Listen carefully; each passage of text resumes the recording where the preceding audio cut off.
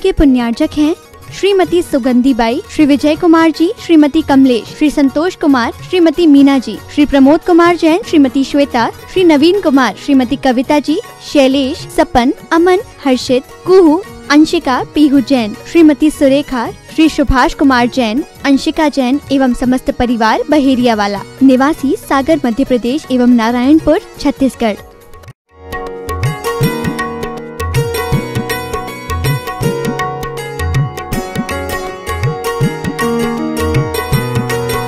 अब सुरसुंदरी क्या करे? सुरसुंदरी ने देखा कि निश्चित मुझे मार देगा या फिर भोग भोग करके ये मुझे खराब करने की कोशिश करेगा। सुरसुंदरी ने आव देखा ना ताव, बस चुपचाप पीछे से उतरी और कसाई से कहती है कि आप क्या चाहते हैं? कसाई कहता है मैं चाहता हूं कि तुम मेरी रानी बन करके मेरे घर के अंदर रहो। सुरसुंदरी कहती है तो फिर आप रथ में अच्छे से बैठ जाइए, मैं रथ में बैठती हूं, मुझे घर ले चलिएगा। और जैसे ही वो रथिक सारथी दोबारा अपने घोड़े की वल्गा पकड़ करके अपने स्थान पर बैठता है, इंतजार करता है कि कोई पीछे रथ पर बैठेगा और रथ में बैठ करके मैं इसको अपने घर ले जाऊंगा, लेकिन बहुत देर तक रथ में बैठने का कोई एहसास सारथी को न हुआ।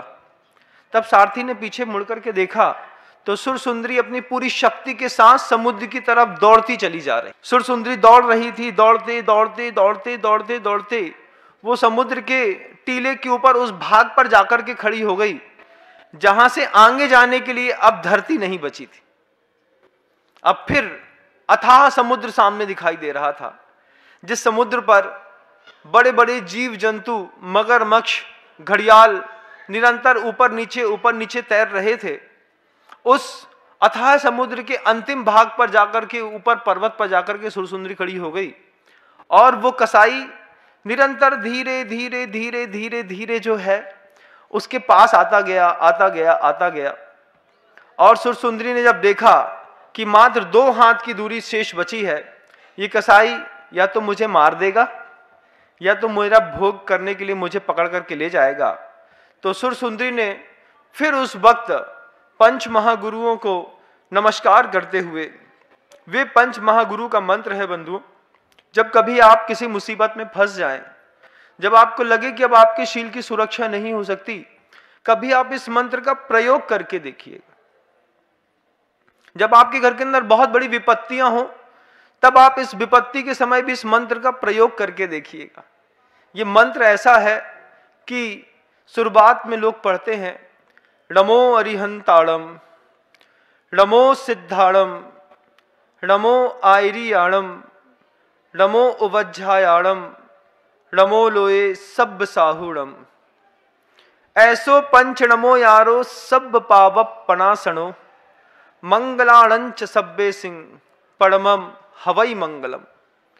दुनिया के समस्त मंगलों में पहला मंगल, दुनिया के सारे अभिष्ट को देने वाला ये प्रणतिपात मंत्र है। ये मंत्र की खासियत है कि इस मंत्र के सामने नमस्कार करने पर नमस्कार करने वाले का निश्चित भला होता है। ये सुरसुंदरी ने उस मंत्र को वहां पर अपने मुख में निरंतर स्मरण करते हुए पंच महागुरुओं को स्मरण किया। ये तीर्थास्पद मंत्र है। दुनिया के प्रत्येक तीर्थ पे जाकर के आप अपने पाप धो लेंगे, लेकिन कुछ चरण, कुछ पद ऐसे होते हैं जो किसी जगह को तीर्थ के रूप में बदल देते हैं। वे पंच महागुरुओं के मंत्र, उनकी पावन चरण रज से जो भी वसुंधरा पल्लवित और पुष्पित है, उस सारी वसुंधराओं का वह स्मरण करते हुए सुरसुंदरी ने बार बार नमोकार मंत्र का ध्यान किया और देखा कि बस यह पास में आकर के मुझे पकड़ लेगा, फिर मैं इसके हाथ से बच नहीं पाऊंगी। और सुरसुंदरी ने उस गहरे अथाह समुद्र पे छलांग लगा दी। जब तक वो कसाई उस पर्वत के उस स्थान तक पहुंच पाता, सुरसुंदरी अथाह समुद्र में डूबने लगी। अंदर ही अंदर डूब करके वो निरंतर हाथ पैर चला रही थी। कसाई ने 5, 7, 8 मिनट तक निरंतर जी भर करके दीर्घ श्वास लेते हुए उस समुद्र को देखा कि सुरसुंदरी निरंतर अंदर ही अंदर हाथ चलाते हुए कहीं जाने का प्रयास कर रही है। उस कसाई की हिम्मत ना हुई कि हम समुद्र से वहां से कूद जाएं। आपने कभी समुद्र देखा नहीं है, कभी देखिएगा। कभी समुद्र में कभी यात्रा करने का मौका पड़े तो एक आध दिन रह करके देखिएगा कितना डराता है समुद्र। समुद्र तो ठीक है, बड़ी बड़ी नदियां ही इतना डराती हैं कि कुछ पूछो मत। समुद्र में तो कहीं फिर स्थान मिलता ही नहीं। 11-11 किलोमीटर की गहराइयां हैं समुद्र की। प्रशांत महासागर 11 किलोमीटर गहरा है बंधु, जिसमें 800 मीटर जाने के नीचे जाने के बाद पानी का प्रेशर इतना जबरदस्त रहता है कि आदमी जैसे अंडा हाथ से या फिर किसी चीज को दबा देने पर वो बिल्कुल एकदम से फूट जाता है, ऐसे व्यक्ति के अंदर से रक्त का प्रवाह निकल करके और बाहर निकलना शुरू हो जाता है। इतनी ज्यादा पानी का वजन नीचे जाते साथ ही रहता है। तो जब भी आप ये स्काइडिंग करने के लिए जब आप पानी के नीचे जाते हैं तो ज्यादा ज्यादा 10 मीटर, 12 मीटर, 15 मीटर या 20 मीटर ले जा करके वो आपको बाहर ले जाते हैं। 800 मीटर नीचे जाने के बाद अच्छी से अच्छी लोहे की चीज अपने आप पिचक जाती है। जितने भी दुनिया भर के ये आपकी पनडुब्बियां रहती हैं, ये भी 800 मीटर से नीचे कभी भी गमन नहीं करती। सुरसुंदरी उस अथाह समुद्र में जैसे डूब करके अंदर ही अंदर हाथ चला रही थी और उस कसाई ने देखा कि सुरसुंदरी ने बड़ी हिम्मत दिखाई। एक शील की रक्षा करने के लिए एक स्त्री कितना संघर्ष करती है, आप देखिए।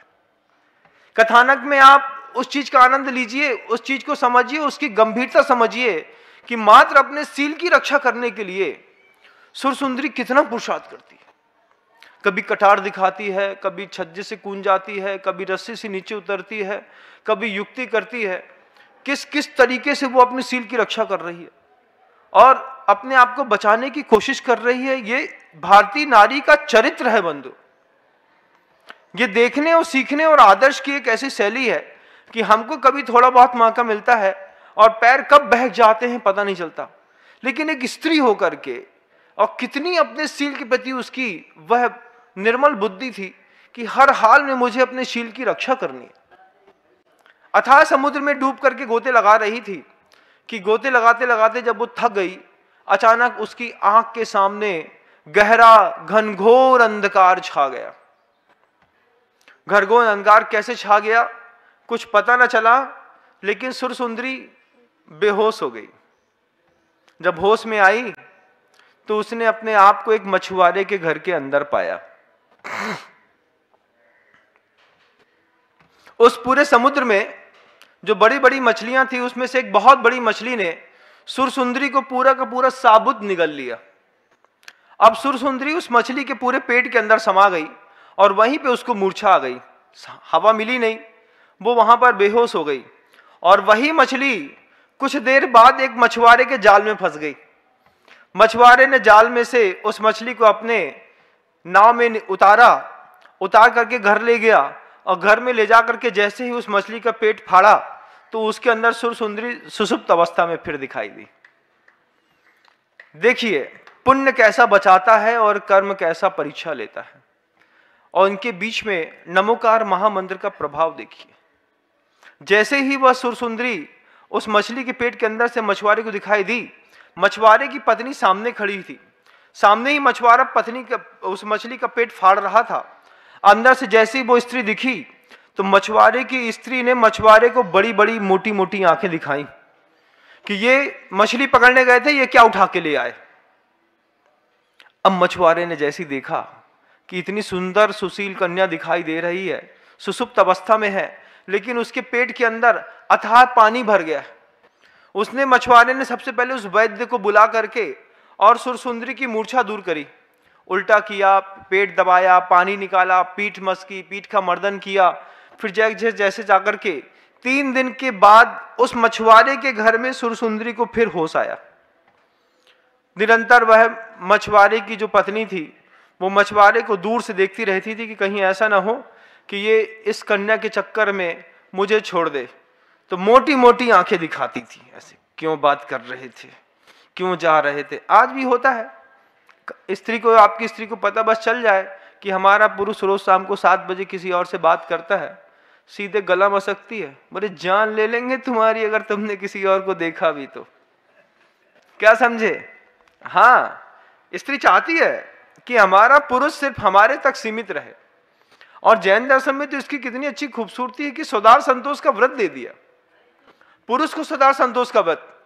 आपको लगता है कि मुझे 4 स्त्रियां प्रिय हैं, आप चारों स्त्री से विवाह कर लीजिए जैन दर्शन में, और चारों स्त्री का लालन पालन पोषण आभूषण वस्त्र इत्यादि दीजिए। ये आपके स्वदार संतोष व्रत की सीमा रेखा है।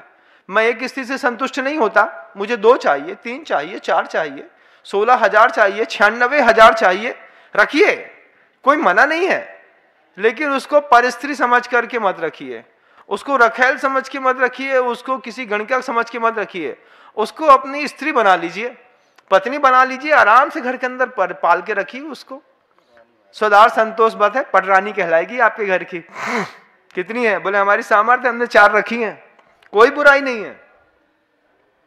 हिंदू कॉन्स्टिट्यूशन जो है वो एक पुरुष के साथ एक स्त्री की आज्ञा देता है, लेकिन जैन लॉ कहता है कि या तो आप एक पत्नी का व्रत ले लीजिए या फिर स्वदार संतोष व्रत ले लीजिए।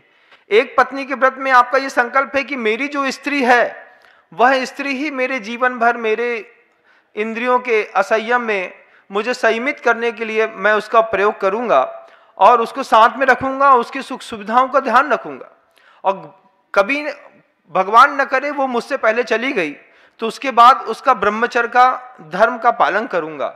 ये है एक पत्नी व्रत।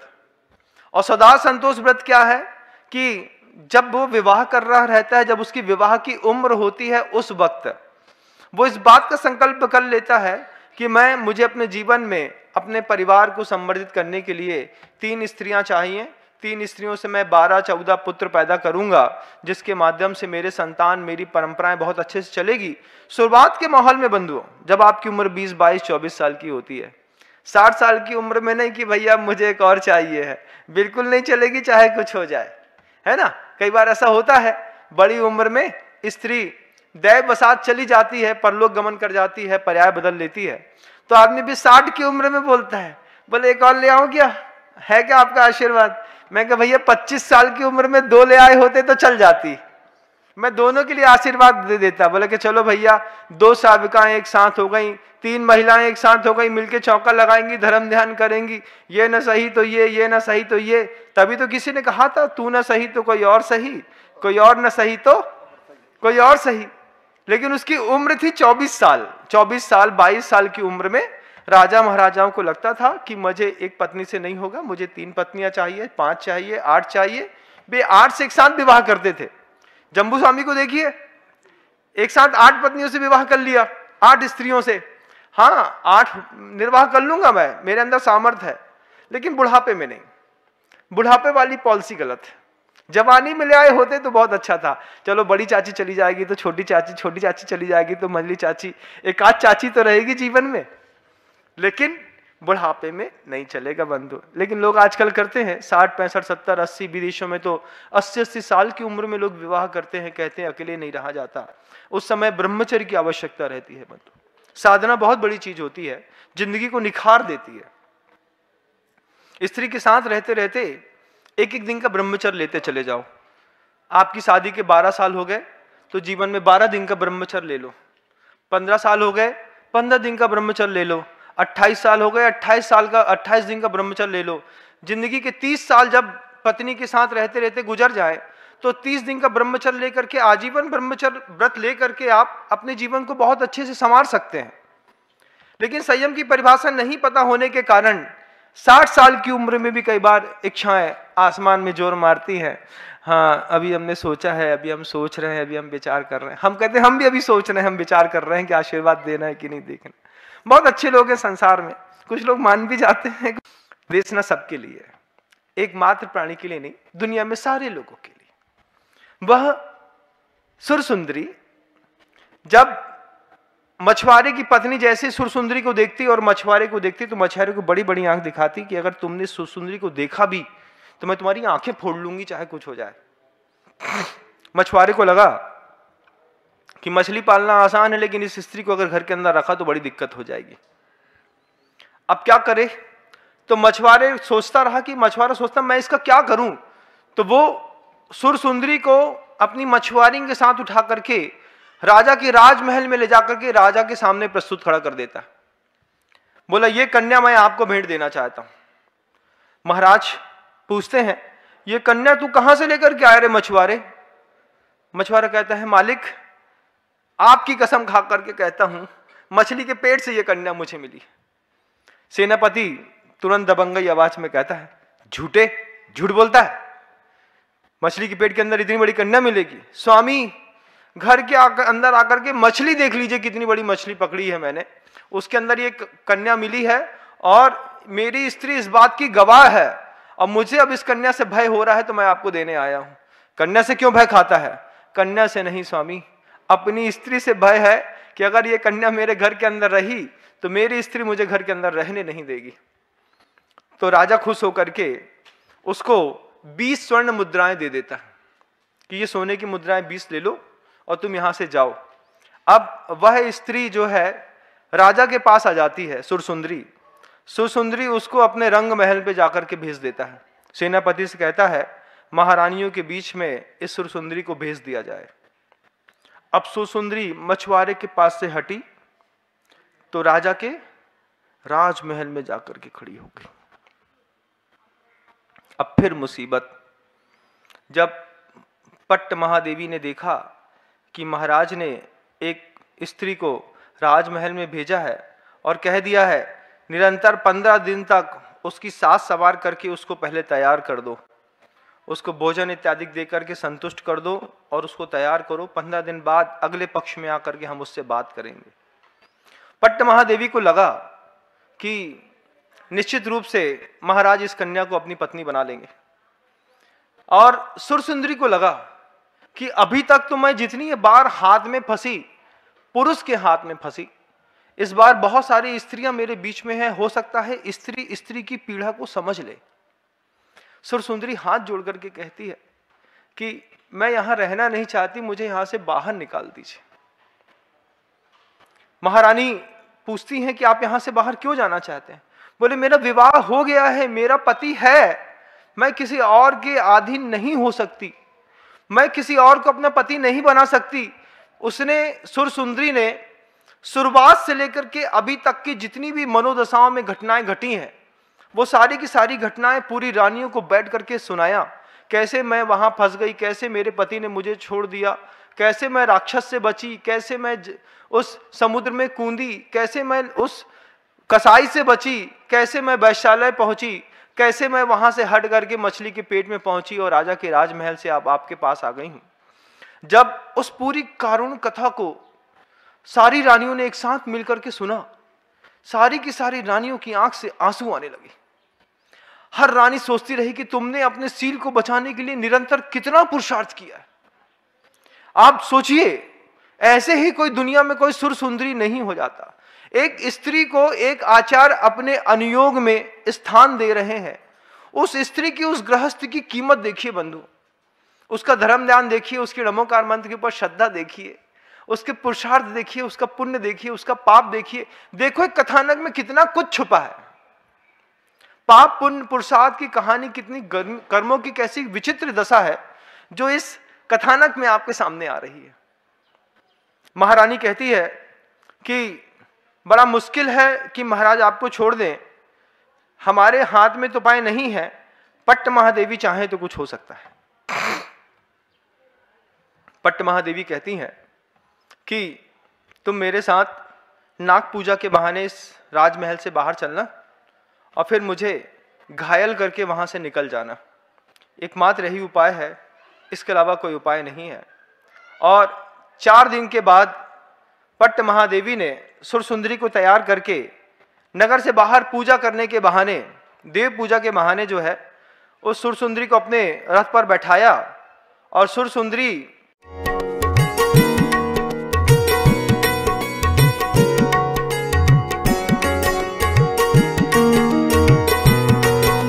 इस कार्यक्रम के पुण्यार्चक थे श्रीमती सुगंधी बाई, श्री विजय कुमार जी, श्रीमती कमलेश, श्री संतोष कुमार, श्रीमती मीना जी, श्री प्रमोद कुमार जैन, श्रीमती श्वेता, श्री नवीन कुमार, श्रीमती कविता जी, शैलेश, सपन, अमन, हर्षित, कुहू, अंशिका, पीहू जैन, श्रीमती सुरेखा, श्री सुभाष कुमार जैन, अंशिका जैन एवं समस्त परिवार बहेरिया वाला, निवासी सागर मध्य प्रदेश एवं नारायणपुर छत्तीसगढ़।